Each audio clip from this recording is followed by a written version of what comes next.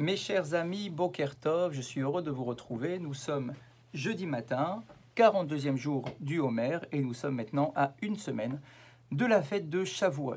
Je voudrais dédier notre cours pour la Refoua Shelema de Yoel ben Mesoda Atia, Chaim Machlouf ben Atou Ada, Céline Shirel bat Etel Yakot, Yaakov ben Mesoda, Leana bat Lea, Céline Rachel bat Janine Chana, Esther bat Baya, Raphaël ben Chana, Yom Tov ben Chaya, Machlouf ben Yona, Uriel ben Yvon Chaya Amar, Binyamin ben Yitzhak, Mesoda bat Bela, Sarah bat Baya Simcha, Mesoda bat Juliette Sarfati, Shimon ben Machlouf, Dvora bat Aziza, Eliaou ben Doli Zouira, Abraham ben Mesodia Feriat, Yehuda ben Abraham Narboni, Yaakov ben Shlomo Aseraf, Dorit Dvora bat Edith, Yosef ben Aisha, David ben Eli, Chanita bat Zaiza, David ben Rachma, Solika bat Alia Melul, Mesodi bat Solika Toledano, Dina bat Esther, Shlomo ben Esther, Kamika Mouna Azoulé, bat Marie, Moshe ben Mordechai, Raphaël ben Chana, Evelyne bat Rivka, Myriam bat Chaya, Matatiaou ben Brendel, Denise bat Olga, Eliaou ben Marcel Maïssa, David ben Zora, Wanounou, Abraham ben Sultana ben Amou et son épouse Mesoda,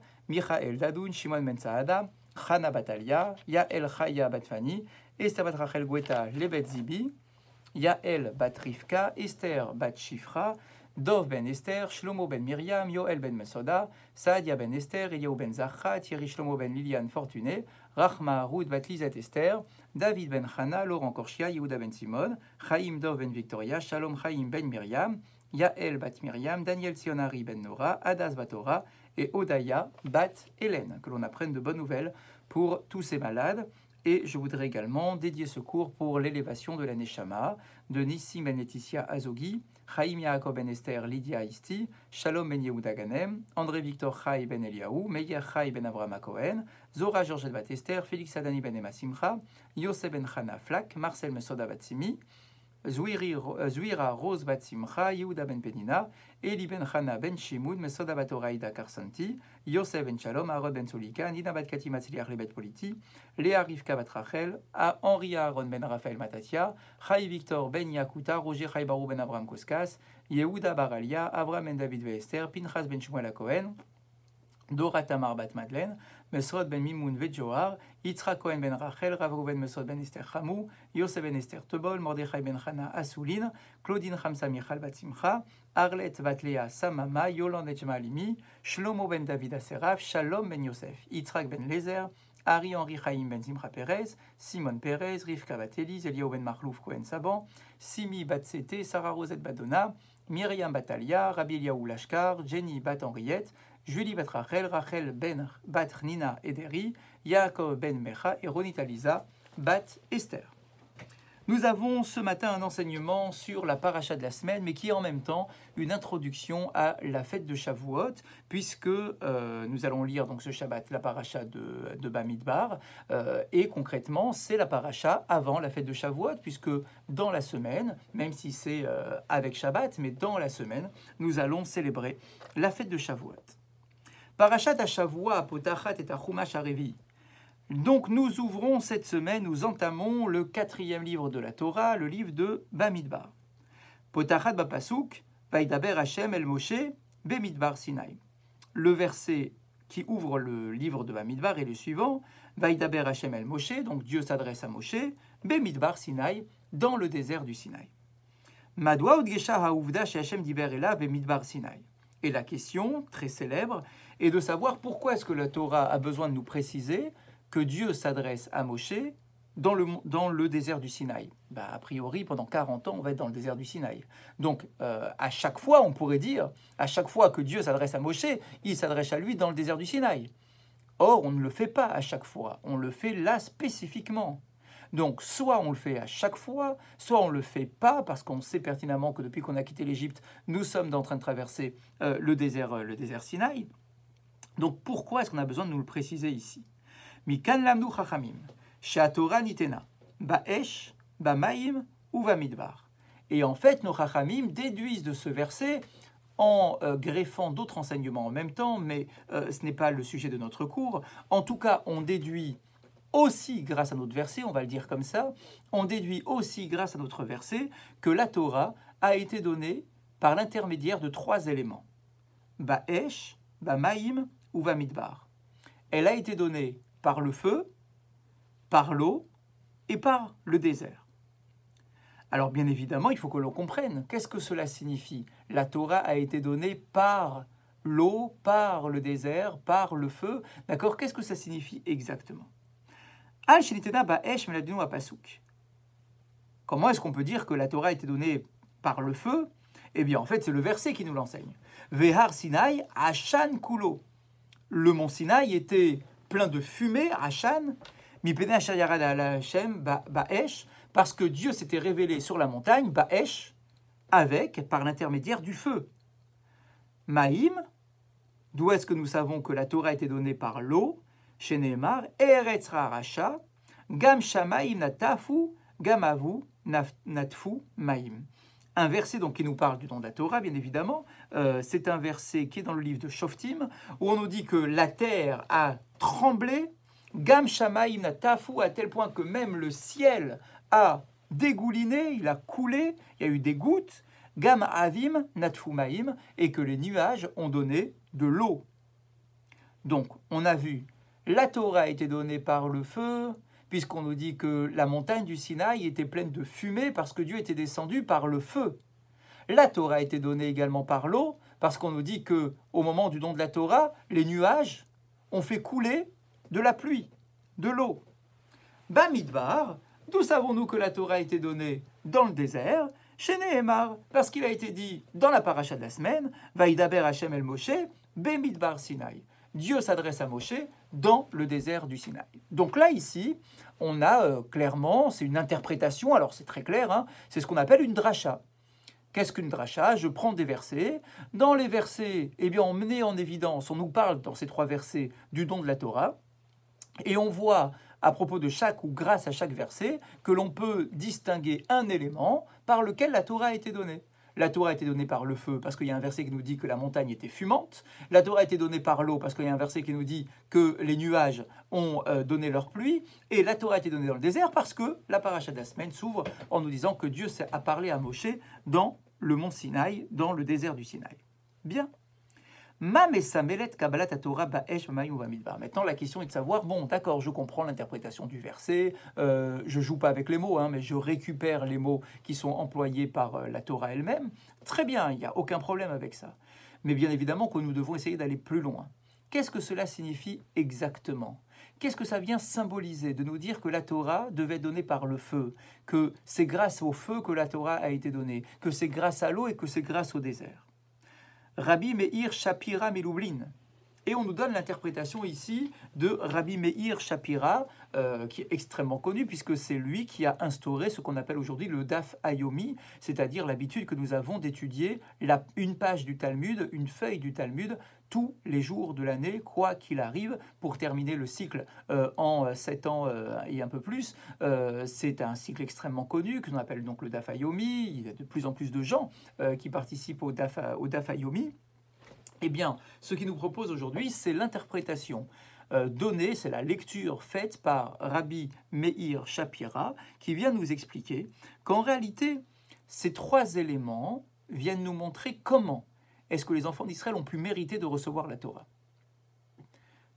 Pourquoi les enfants d'Israël? Qu'est-ce qu'ils ont de si particulier pour avoir ce cadeau exceptionnel qu'est la Torah? Réponse, ils ont eu la Torah grâce au feu, à l'eau et au désert. Haesh, Amaim ve'amidbar. Le feu, l'eau et le désert. Mesamelim shlosha iruim historim. En fait, ce qu'il veut nous dire ici, c'est que les 3 éléments en question viennent nous renvoyer à des événements historiques qui ont permis aux enfants d'Israël de s'élever spirituellement et d'en arriver au niveau de pouvoir recevoir la Torah. C'est ça que l'on veut nous dire à travers les 3 éléments que nous avons évoqués, le feu, l'eau et le désert. Pourquoi? Quels sont les 3 éléments en question? Ba'esh, on va dire, ce sont les 3 éléments qui ont formé, qui ont constitué le peuple d'Israël d'un point de vue spirituel et qui lui ont permis d'acquérir sa véritable identité. Ba'esh, le feu. Avraham Avinu, Ayayeled ben Shalosh Shanim. Avraham, notre patriarche, était un enfant âgé de 3 ans. On ne sait pas trop s'il avait vraiment 3 ans, il y a plusieurs opinions, mais le plus célèbre, effectivement, est de dire qu'il avait 3 ans. Kacher ikir et boré haolam be'atzmo, à partir du moment où il prend conscience de l'existence de Dieu. Mais l'okol siwa mina seviva, et il y arrive grâce à son propre raisonnement. Il n'a pas eu besoin que quelqu'un vienne lui enseigner l'existence de Dieu, il a découvert l'existence de Dieu. Hunolad letor olam shel kefira. Alors qu'il est né dans une famille, dans un monde, dans une société qui était totalement hostile à l'existence d'un Dieu unique. Akol avdul elilim vesagnu lifsalim, tous ceux qui vivaient autour de lui servaient les idoles, se prosternaient devant les statues. Uberosham Nimrod Agibor, notamment Nimrod, qui était le roi de l'époque. Shaya Melech Naharatz Moshel Bakol, qui était un dictateur qui imposait sa volonté et qui interdisait à quiconque de croire à autre chose qu'aux idoles. Ishtachavu la Shemesh velayareyach, à cette époque-là, tout le monde se prosternait au soleil, à la lune, l'echol gorem she'efshar lezaot bo koach elyon, à tout élément de la nature qui pouvait porter en lui une certaine énergie, donc le vent, la mer, les océans, les arbres, etc. On se prosternait devant tout et n'importe quoi, mais on ne se prosternait pas devant Dieu. Le seul devant lequel on ne se prosternait pas, c'était devant Dieu, celui qui a créé le monde. Ayeled Azé, voilà que cet enfant-là, Gadal, Vayal et Nahar, voilà que cet enfant a grandi et qu'il est devenu un jeune homme.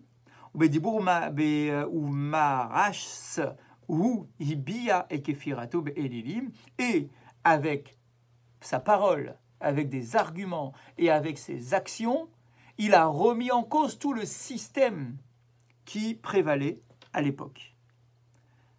Et il a développé sa émouna en Akadosh Baruch Hu. Ou lo natsar belibo et darko, ou lo natsar bemarshavotot et netivo, et la shavard c'est la mime. Il n'a pas essayé de garder ça pour lui-même en se disant dans son cœur discrètement, moi j'ai d'autres croyances, moi je crois en un Dieu unique, etc. Pas du tout. Il a exprimé cela. Il a combattu les idées de l'époque. Il a brisé les idoles de son père. Brisant les idoles, en réalité, il vient tout simplement nous montrer qu'il a une posture. Il se positionne clairement, officiellement, contre tout le système de l'époque. À Kofer, ou Vavifne Nimrod. Et ce renégat a été dénoncé devant le roi de l'époque, Nimrod, Asherora Leshlichola Esh, qui a ordonné que l'on jette Abraham dans la fournaise ardente. Abraham n'a pas eu peur. Il ne s'est pas, il n'a pas renié sa croyance, il n'a pas remis en cause ce qu'il avait dit, il n'a pas regretté d'avoir cassé les idoles, et même lorsque Nimrod lui laisse une dernière chance en lui disant regarde, soit tu me dis maintenant que c'est bon, que tu te calmes et que tu rentres dans les rangs, ou bien je te jette dans la fournaise ardente, il n'a pas eu peur, il a dit à Nimrod, tu peux me jeter dans la fournaise ardente, je ne remettrai pas en cause l'existence de la vérité. Wunitzal, il a été sauvé, c'est évident, mais tout de même, il a pu atteindre un niveau à ce moment-là qui était exceptionnel. Cet événement majeur dans l'histoire du peuple d'Israël, qui vient nous former, qui vient montrer à quel point on doit s'attacher à notre identité et à nos croyances et avoir la tête et la nuque raide par rapport à notre identité, eh bien cela, on a pu l'acquérir grâce au feu. C'est-à-dire, à travers cette histoire autour du feu de la fournaise ardente dans laquelle a été jeté Abraham, eh bien la Torah a pu être acquise grâce au feu, c'est-à-dire à l'événement historique où Abraham a été jeté dans la fournaise ardente. Maïm. On nous dit ensuite que la Torah a été donnée grâce à l'eau. Et donc on garde notre lecture, c'est-à-dire on cherche un événement qui est lié à l'eau et qui est là aussi fondateur de l'histoire du peuple d'Israël en tant que peuple. Et bien évidemment, pas besoin de chercher loin. Lorsque les enfants d'Israël étaient face à la mer, après la sortie d'Égypte, le 7e jour après la sortie d'Égypte, que derrière eux s'étaient jetées toutes les armées égyptiennes, à leur tête le pharaon, et que devant eux, il y avait la mer, et qu'il n'y avait plus ni de possibilité de retourner, ni de possibilité d'avancer. Et que la mer était dans tous ses états, elle était déchaînée. Hora Hashem les Moshe, voilà que Dieu va s'adresser à Moshe en disant « Daber el Bene Israël veïsaou » parle aux enfants d'Israël et qu'ils avancent. Et effectivement, ils se sont jetés à l'eau, avant même que l'eau ne s'ouvre devant eux. C'était là la véritable Emouna. Si l'eau était déjà retirée face aux enfants d'Israël avant qu'ils n'avancent, alors il n'y aurait eu aucun mérite, ou un petit mérite. Mais là, ici, l'eau n'était pas encore ouverte. Lorsque Narshon s'est jeté à l'eau en premier, lorsqu'il a avancé coûte que coûte, petit à petit, en se disant l'eau monte, mais malgré tout je continue, et ça continue à monter malgré tout, et ça arrive aux narines, et à ce moment-là, l'eau s'ouvre, eh bien on nous dit, il nous faut effectivement, pour ouvrir l'eau, il faut une abnégation absolue. Il faut une messirut nefesh. Narshon n'a pas hésité, il a avancé. Et donc, bien évidemment, que la Torah a été donnée grâce à l'eau, c'est-à-dire le peuple d'Israël a pu mériter la Torah parce qu'on s'est retrouvé face à l'eau et qu'on n'a pas eu peur, qu'on a développé notre émouna et qu'on a tout de même traversé. On a traversé à pied sec, avec foi, avec croyance, à l'égard d'Akadosh Baruch Hu. On a reçu la Torah grâce au feu, celui du mérite d'Abraham qui a été jeté dans la fournaise ardente. Grâce à l'eau, celui du mérite du peuple d'Israël qui n'a pas hésité à sauter et à traverser la mer. Et nous manque bien évidemment maintenant la troisième, le désert. Gam b'sheutam b'midbar, lorsqu'on était dans le désert. Tsaadou b'nei Israël achar Hashem belo tehiyot b'msirut. Lorsqu'on était dans le désert, alors on est resté pendant 40 ans. Certains ne retiennent de l'histoire du désert que les révoltes du peuple d'Israël. On s'est révolté une fois, une deuxième fois, une troisième fois. La Mishnah va nous dire on s'est révolté 10 fois contre Akadosh Baruch Hu. C'est vrai? 10 fois en 40 ans, c'est peut-être pas énorme. 10 fautes en 40 ans, c'est peut-être pas énorme. Les enfants d'Israël se sont plaints, oui, mais 10 fois. C'est vrai, ça a été présenté dans la Torah avec une loupe grossissante. Mais il n'empêche, c'est 10 fois en 40 ans. Pendant toutes ces années-là, les autres moments où il n'y avait pas de révolte, les enfants d'Israël marchaient en suivant la parole de Dieu. Et quand on nous donne les 42 étapes de la traversée du désert, ils ont campé et ils se sont levés. Ils se sont levés, ils ont fait leurs valises, ils ont fait leurs affaires et ils ont marché et ils ont campé à un autre endroit, etc., etc. Sans se révolter, sans rien. Oui, au début, ils ont triché avec la manne, ils ont voulu en garder plus et trop, etc. Mais sur le long terme, c'est tout de même une traversée exceptionnelle pendant 40 ans, où on marche dans le désert, où on aurait pu vraiment se révolter, mais de manière beaucoup plus forte, en se disant, mais combien de temps tu vas nous faire marcher dans ce désert? Mais ça suffit, on n'en peut plus, etc. Non, pas plus que cela. Pas plus que les reprises qui sont données dans la Torah elle-même. Eh bien, on nous dit, millionné à Nashim, Nashim Vataf, des millions de personnes, hommes, femmes, enfants, qui, je vous rappelle, aurait pu traverser le désert et arriver en Israël en quelques jours. Ils sont retrouvés dans le désert à se trimballer, à être trimballés d'un côté à un autre. Et là, il est mort. Et pour bien montrer que Dieu est reconnaissant à l'égard du peuple d'Israël vis-à-vis de cela, eh bien, il dit au verset Ko amar Hashem, parole de l'Éternel, Zacharti la chesen euraïr, je me souviens de la bonté de ta jeunesse. Ahavat kelulotaïr, l'amour de nos fiançailles. L'erter hacharai bamidbar, be'eretz lo zerua, lorsque tu marchais derrière moi dans le désert, une terre qui était aride, dans laquelle il n'y avait rien qui poussait. Dans ce verset de Jérémie, eh bien, Hachem nous dit, peuple d'Israël, si vous méritez la Torah, c'est parce que aussi vous avez traversé le désert, à travers ces 3 événements.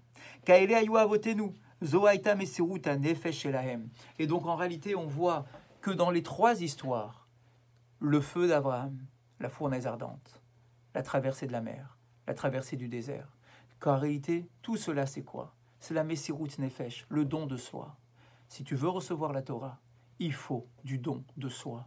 Rappelle-toi du mérite de tes ancêtres qui ont reçu la Torah, parce qu'ils ont accumulé en eux le mérite d'Abraham, le mérite de Narshon, le mérite de la génération qui a traversé le désert. Ces 3 éléments-là sont constitutifs du peuple d'Israël. Et c'est ça qui nous a permis de recevoir la Torah et qui nous permet encore de vivre notre Torah encore aujourd'hui. Pour la halakha de ce matin, on nous dit la chose suivante. Besha'a she'adam mevarech al devar ma'achal. Au moment où un individu fait une bénédiction sur un aliment, que ce soit un solide ou un liquide, tsarich le'echos beyad yamin.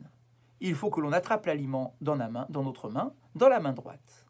La question est de savoir pourquoi est-ce qu'on a besoin de tenir cet aliment. On pourrait simplement le poser et c'est tout. Il est posé sur la table, je fais la bénédiction et hop, ensuite je l'attrape et je le consomme. Eh bien on nous dit, parce que lorsque je fais la bracha, il faut que ça soit le plus proche possible de la réalisation de la mitzvah. Et ici, il faut valider la bénédiction. Il ne faut pas de perte de temps, comme on l'a rappelé au début de cette semaine. Donc on nous dit, il faut que l'aliment soit déjà entre tes mains, qu'il soit prêt à être consommé. Comme ça, tu fais la bénédiction et tu le consommes tout de suite. On vient de dire qu'il faut tenir l'aliment dans la main droite. La question qui est débattue par nos décisionnaires tourne autour d'un gaucher. Dans quelle main est-ce qu'un gaucher devra tenir son aliment au moment de la bénédiction? Le Mishnah Broura écrit, au nom de certains décisionnaires, chez Adam chez Witeriad, qu'un individu qui est gaucher, Yeshlo lechos et devar amachal bishat abracha beyad yamin shelo.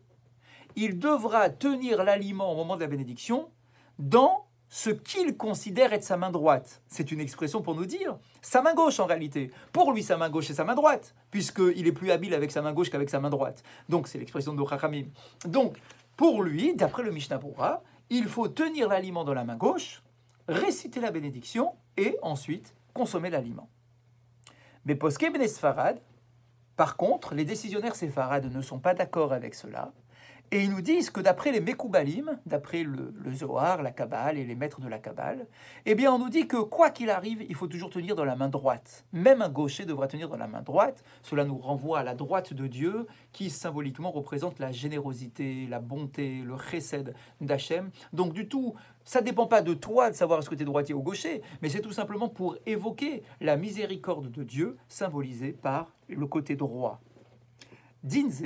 Mais il faut savoir que toute cette halakha-là, c'est-à-dire de prendre l'aliment dans la main droite, etc., et de le tenir d'ailleurs au moment de la bénédiction, tout ça c'est un lechatrila, c'est un idéal, ou l'imbediavad, mais a posteriori, que même si je n'ai pas tenu du tout l'aliment dans mes mains au moment de la bénédiction, je m'acquitte quand même de la bénédiction et je n'aurai pas besoin de la réciter à nouveau. Voilà ce qu'on pouvait dire pour ce matin. Je vous rappelle que nous avons rendez-vous ce soir à 19h45 pour une soirée exceptionnelle en direct de Jérusalem.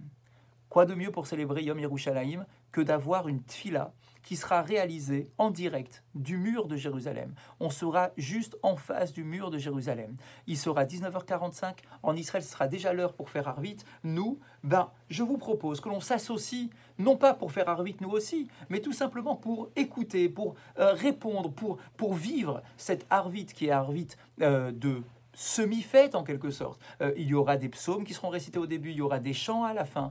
Donc je vous propose de vous retrouver à 19h45 par le lien Zoom qui sera envoyé par Internet durant la journée pour que nous soyons tous ensemble pour célébrer Jérusalem. Il y aura également bien évidemment des interventions, des divrei Torah, des chants et un petit reportage exceptionnel sur la route des soldats au moment où ils sont rentrés dans la ville de Jérusalem pour en faire la conquête. Donc vraiment, j'espère que nous soyons nombreux ce soir à 19h45. Passez une très bonne journée et à ce soir.